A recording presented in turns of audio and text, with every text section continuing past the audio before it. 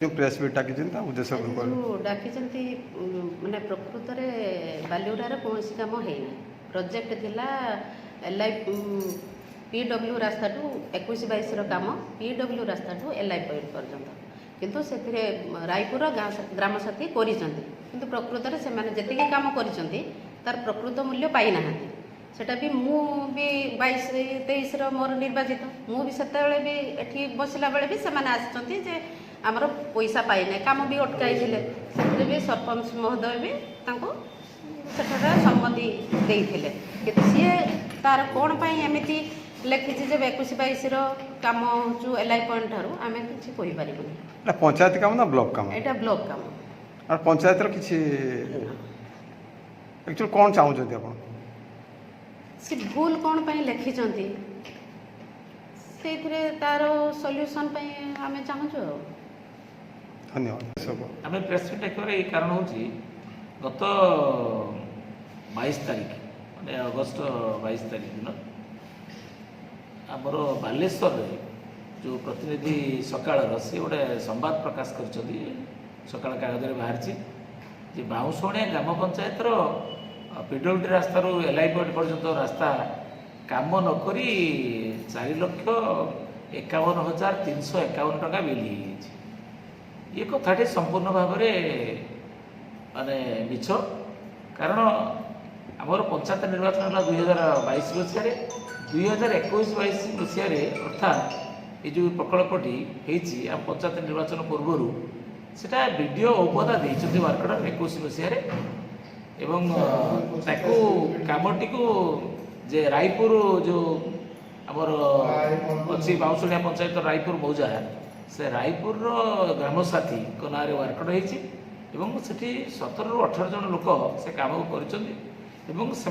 काम कर पैसा पाईना से अभियोग कर मुझे सरपंच होला आम जरिया वीडियो को जाइए आम जो काम करूँ से पैसा पाई पारना तेणु से मैंने अधिक काम कर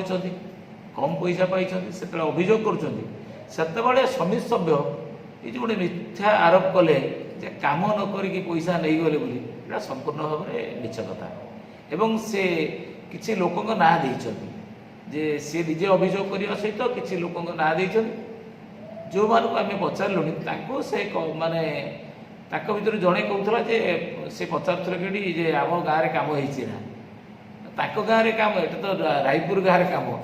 गाँव में कम कौन हम सी कहला ना कम आम गाँव में किसी कम होनी तेणु गाँव में रायपुर गाँव में कमटा को जब आनी बालुरा बालुरा हूँ जो रास्ता जो कंक्रीट रोड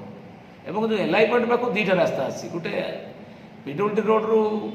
भाया रायपुर होकर बालुरा एलआई पॉइंट पाक आउ गोटे माने बालुरा गाँ छकरू जाइए एलआई पॉइंट रास्ता और ये रास्ताटी 2005 मसीह कंक्रीट रोड से तत्कालीन 2005 मसीह मुझे सरपंच थी ये कंक्रीट रोड होता तेणु ये संपूर्ण भाव में गोटे मिछ कथा को मनगढ़ा कहानी तैयारी करी एक पटरे पंचायत को बदनाम करवा एवं से गाँ लोक बदनाम करवा जो गोटे आमको आमर जो लोक मान सम्मान क्षण हो निश्चित भाव में जो मैंने एत कष्ट कर पैसा पाइले ना से कम करना मिछ कहवा यहाँ 4 वर्ष तलर कथा यहाँ 2025 मसीहा 2021 मसीह कथा को 2025 मसीह कहते ये कथाटा को जो लोक मानू एवं पंचायत ना कहवा जेहेतु ब्लॉक काम ब्लॉक कथा न कही पंचायत नाटा को उठेगा यहाँ गोटे खराब लगिला जो कथा कि आम बाध्य हलु आपण मान डाकियापाई कितु ये आम नीलगिरी सांबादिक थिला बेले आमर अंचलटी जदिबा औपदा ब्लॉक किंतु ये हूँ भौगोलिक अवस्था नीलगिरी को लगी तेणु आम पंचायत नीलगिरी एनएससी को लगी तेणु ये कथाटा नीलगिरी सांबादिक किंबा औपदार सांबादिक सहित आलोचना न करी ये जो गोटे माने से कौन से कर जानू किंतु मु आपन जरिया नवेदन करुच्चे से सांबादिक बंधु को जे नम्रतार सहित कहूँ से प्रकार जो तथ्य दवाटा ठीक है ना उचित थिला जो अभियोग कले से अभियोग जब शुणिले बालेश्वर मना ना कि से आसते ये स्थानीय सांबादिक सहित आलोचना करते सांबादिक भाई को से पचारे ना कि ये स्थान गाँ को आसले ना औपदार सांबादिक को पचारे ना कहानी को न पचारि से जो देदेले निश्चित भाव में यहाँ गोटे दुखदायक कथा मुझे जरिए नवेदन करुँच जो ଗୋଟେ ଭୁଲ ତଥ୍ୟ କାହା ପ୍ରଚାର ପଡ଼ି କରିଛନ୍ତି ସେଥିରୁ ସେ କ୍ଷାନ୍ତ ରହନ୍ତୁ, ଏଭଳି ଯେଭଳି ଭାବରେ ନ୍ୟୁଜ୍ ରହୁ ଏବଂ ଏହା ଗୋଟେ ସାମାଜିକ ପ୍ରତି ମାନେ ସମାଜ ପ୍ରତି ଗୋଟେ ଘୃଣ୍ୟ ମନୋଭାବ ପ୍ରକାଶ କରୁଛି। ଏ କଥା ମୁଁ ଆପଣଙ୍କ ଜରିଆରେ କହିବାକୁ ଚାହୁଁଛି। ପୁନର୍ବାର ମୋତେ କହୁଛି